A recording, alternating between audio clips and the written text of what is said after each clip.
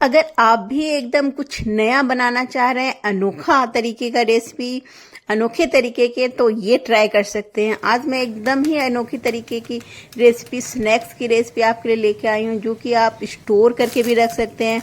और ये मैं बनाई हूँ बची हुई चीज़ों से, जो कि मुझे बच गई थी, जो मैं पिछले रेसिपी में समोसे की पट्टी जो बनाई थी, घर पे बनाने के लिए बताए थे, बस उन्हीं पट्टी को, बची हुई पट्टियों से मैंने एकदम ही नया स्नैक्स तैयार किया आपके लिए, जो कि आप 1 महीने तक स्टोर भी कर सकते हैं बना के। और इस तरह के अगर स्नैक्स आप किसी पार्टी में बनाना चाहते हैं, किसी ओकेजन में, तो वो बना के पहले से तैयार करके रखते हैं और मेहमान पूछेंगे आपसे कैसे बनाया। तो चलिए बनाने के लिए आप चलते हैं। अमिता के किचन में आपका स्वागत है। रेसिपी अच्छी लगे तो सब्सक्राइब जरूर कीजिएगा, बेल का घंटा प्रेस जरूर करें। तो सबसे पहले एक कढ़ाई या फ्राई पैन गरम कर लीजिए। 2 चम्मच यहाँ पे छोटी चम्मच से सरसों का तेल डाल लीजिए, कोई भी कुकिंग ऑयल डाल सकते हैं। 1 चम्मच अदरक क्रश करके, और यहाँ पे 2 हरी मिर्च को बारीक बारीक चॉप कर लीजिए। डाल लेंगे कलर के लिए हल्की सी हल्दी, एकदम 1/4 चम्मच से भी कम डालना है। यहाँ पे मैं ले रही हूँ थोड़ी सी कैबेज, पर्पल कैबेज है, आपको पसंद है तो डालिएगा, नहीं तो स्किप भी कर सकते हैं। अब यहाँ पे मैं ले रही हूँ बारीक चॉप करके गाजर, छोटी छोटी पीसेस में। और यहाँ पे थोड़ी सी बीन्स, 2 चम्मच गाजर है, 2 चम्मच बीन्स है। और यहाँ पे उबले हुए मटर, और यहाँ पे कॉर्न को मैंने यहाँ पे उबाल के छोटी छोटी पीसेस में कटिंग कर ली हूँ। आप चाहे तो चॉपर में भी चॉप कर सकते हैं, ताकि अच्छे से बाइंडिंग आ जाए, इसलिए मैंने उसे कट कर लिया। स्वाद के अनुसार यहाँ पे नमक डाल लीजिए, और इसे अच्छी तरह से थोड़ा सा लो फ्लेम में हम इसे भूनेंगे, तो कि हमारी सब्जियां थोड़ी सी भून जाए, थोड़ा सा स्वाद आ जाए और थोड़ा सा पक भी जाए। तो यहाँ पे भून गई हमारी सब्जियां, देखिए बहुत ही अच्छी तरीके से। अब यहाँ पे मैं आलू पहले से उबाल के रखी थी, ताकि आलू अच्छे से ठंडी होके रहे। तो यहाँ पे 3 से 4 आलू डाल रही हूँ इसमें, ताकि अच्छे से बाइंडिंग आ जाए इसमें और हमारा स्नैक्स तैयार हो जाए। तो आलू को अच्छे से हाथों से मैश करके डाल लीजिए, या कद्दूकस कर लीजिए, या पहले मैश कर लीजिए। अब यहाँ पे ज्यादा मसाले का यूज नहीं करेंगे हम। आधा चम्मच यहाँ पे भुना हुआ जीरा पाउडर लेंगे, आधा चम्मच तीखी वाली लाल मिर्च, और 1 चम्मच चटपटा टेस्ट के लिए आमचूर डालिएगा, या चाट मसाला, दोनों में किसी चीज का यूज कर सकते हैं। बस यहाँ पे ज्यादा मसाला का यूज नहीं करना है आपको, बस थोड़ा सा ही मसाले में इस वाले स्नैक्स में बहुत ही स्वादिष्ट आएंगे। सारी चीजों को अच्छे से हम मिक्स करेंगे, आलू को अच्छे से मैश कर देना ताकि पूरी तरह से मिक्स हो जाए। चाहे तो आप पोटैटो मैशर का भी यूज कर सकते हैं, मैंने तो यहाँ पे वैसे ही मैश कर लिया, क्योंकि मेरे आलू ज्यादा हार्ड नहीं थे। अब भर भर के यहाँ पे हरा धनिया डालेंगे, जिससे स्वाद बहुत ही अच्छा आ जाएगा। सारी चीजों को अच्छे से मिक्स करके हम इसे निकाल लेंगे अलग से, ताकि इसे ठंडा होने के लिए हम रखेंगे। अब यहाँ पे एक घोल तैयार करेंगे, जिसमें 1 कप मैदा लेंगे, थोड़ा सा नमक डालेंगे और पानी डालेंगे यहाँ पे। और यहाँ पे एक गाढ़ा घोल तैयार करना है आपको, ज्यादा पतला नहीं करना है। वैसे हम जैसे कटलेट वगैरह बनाते हैं तो थोड़ी सी पतली घोल रखते हैं, लेकिन इस वाले रेसिपी में आपको थोड़ी सी गाढ़ी घोल करनी है, ताकि यहाँ पे अच्छा एक कोटिंग आए। अब यहाँ पे मैदे को अच्छे से फेंट लीजिएगा, ताकि थोड़ा सा फ्लफी हो जाए। अब यहाँ पे आधा कप के करीब मैं पोहा भिगो के रखी थी पहले से, ताकि सॉफ्ट होकर रहे। अब ये आलू ठंडी हो गई, ठंडी होने के बाद हम इसमें डाल देंगे पोहा, ताकि जो भी आलू का मॉइस्चर है वो इसमें एब्जॉर्ब कर दे, क्योंकि पोहा एक बहुत ही अच्छा यहाँ पे इस पानी को सोखने का एक जरिया है, जो कि आप यहाँ पे ब्रेड क्रम्स का यूज कर सकते हैं, पर पोहा एक बेस्ट ऑप्शन है, जो कि यहाँ पे बहुत ही अच्छी तरीके से आलू के हर मॉइस्चर को वो सोख लेगा।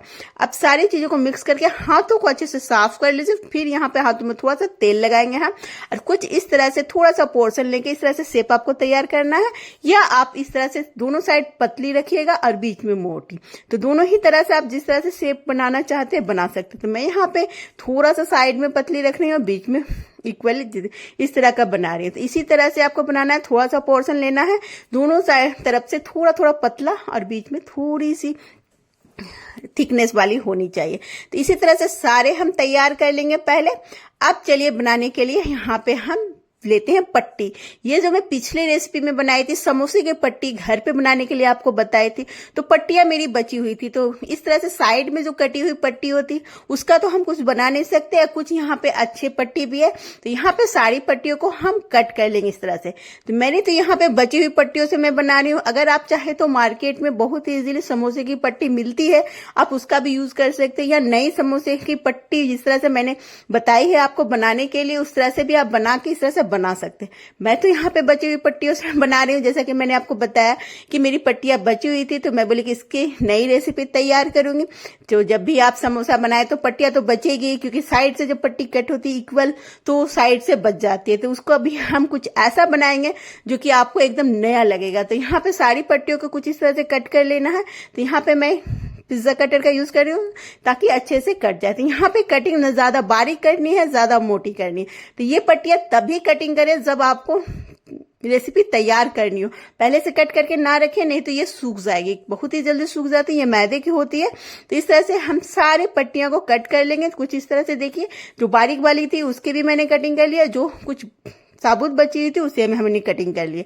अब घोल को हम एक बार फेंट लेंगे अच्छे से, ताकि घोल एकदम फ्लफी एकदम होनी चाहिए या थोड़ी सी गाढ़ी होनी चाहिए। देखिए कुछ इस तरह से। अब एक फोक की सहायता से हम इसमें डिप करेंगे, हाथों का यूज नहीं करना है आपको।